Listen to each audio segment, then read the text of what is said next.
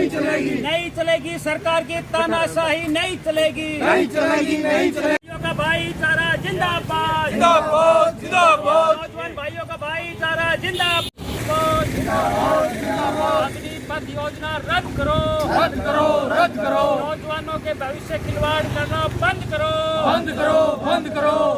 फौज को पूंजीपतियों के हाथों बेचना बंद करो, बंद करो, बंद करो। सरकारी विभागों में खाली पड़े पदों को तुरंत भरो, तुरंत भरो, तुरंत भरो। आरपी में स्थायी भर्ती लागू करो, लागू करो, लागू करो। कोरोना काल में और एज हुए बच्चों को छूट दो, छूट दो, छूट दो। बच्चों को मत छूट दो, छूट दो, छूट दो। इंकलाब जिंदाबाद, जिंदाबाद। नौजवानों का भाईचारा जिंदाबाद, जिंदाबाद, जिंदाबाद। बेरोजगारी के खिलाफ 25 जून को तक शामिल हो, शामिल हो, शामिल हो। विशाल रैली में 25 जून रोहतक चलो, रोहतक चलो, रोहतक चलो। आप इन तस्वीरों में देख रहे हैं जिला सचिवालय व न्यायालय के सामने पुलिस प्रशासन ने किस प्रकार से न केवल बैरिकेड लगा रखे हैं बल्कि कल हुई हुड़दंग की वजह से प्रदर्शनकारियों से सुरक्षा के मद्देनज़र पुलिस बल को भी भरपूर मात्रा में तैनात कर कोर्ट परिसर को छावनी में तब्दील किया हुआ है। आप देख सकते हैं किस प्रकार से वज्र वाहन और ये पुलिसकर्मी तैनात हैं और ये शांतिपूर्ण तरीके से आंदोलन करते हुए कुछ बेरोजगारी के मुद्दे को लेकर लोग आ रहे हैं। फौज को पूंजीपतियों को बेचना बंद करो, पूंजीपतियों को बेचना बंद करो, बंद करो, बंद करो। जिंदाबाद, जिंदाबाद। अग्निपथ के पर रोक लगाओ, रोक लगाओ, रोक लगाओ। इंकलाब जिंदाबाद, वहीं पर रोक लगाओ, रोक लगाओ, रोक लगाओ। नौजवानों का भाईचारा जिंदाबाद, जिंदाबाद, जिंदाबाद। सभी महकमा में स्थायी भर्ती लागू करो, लागू करो, लागू करो। केंद्र सरकार और राज्य सरकार स्थायी भर्ती लागू करे, लागू करो, लागू। ऐसे वापिस लो, वापिस लो, वापिस लो। अग्निपथ योजना के नाम से देश के भविष्य के साथ खिलवाड़ करना बंद करो, बंद करो, बंद करो।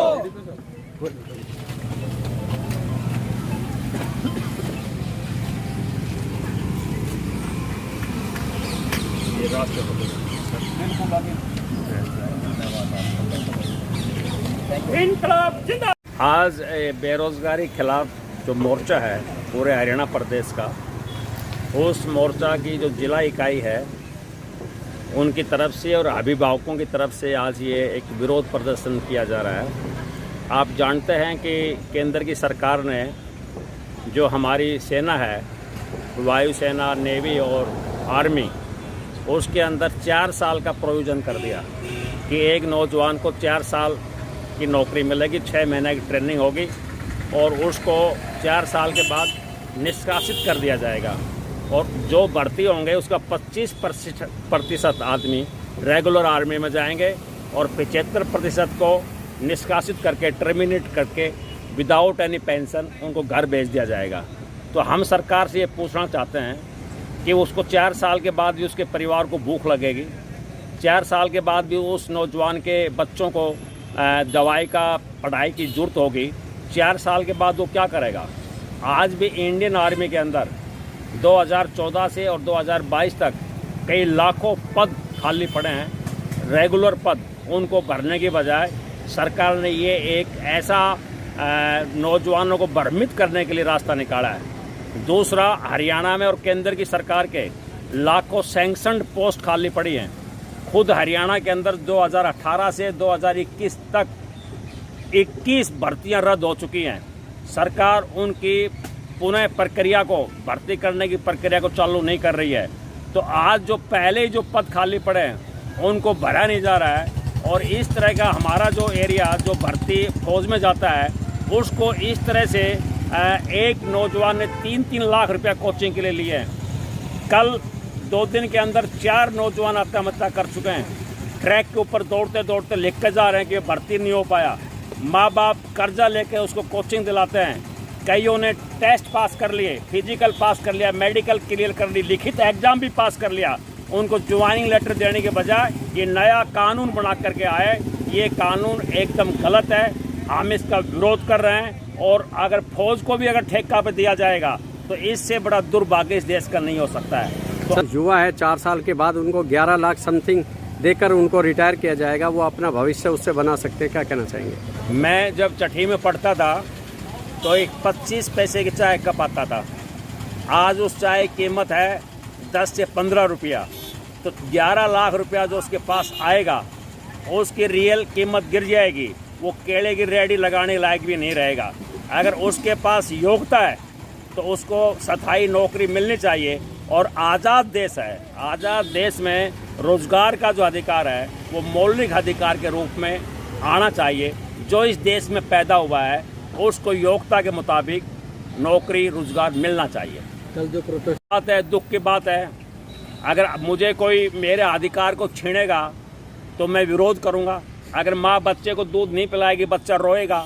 सरकार उनकी बात को मुद्दत से नहीं सुन रही है, ओवरेज हो गए हैं और ये कानून बना करके ले आए। अगर वो बच्चे अगर सड़कों के ऊपर आ गए अपना विक्षोभ प्रकट करने के लिए और प्रशासन ने उनको तुलाराम पार्क में ले जाकर कहा कि हम आपसे बात करेंगे और फिर उनके टखनों के ऊपर लठ मारे हैं, ये तो बहुत निंदनीय काम है।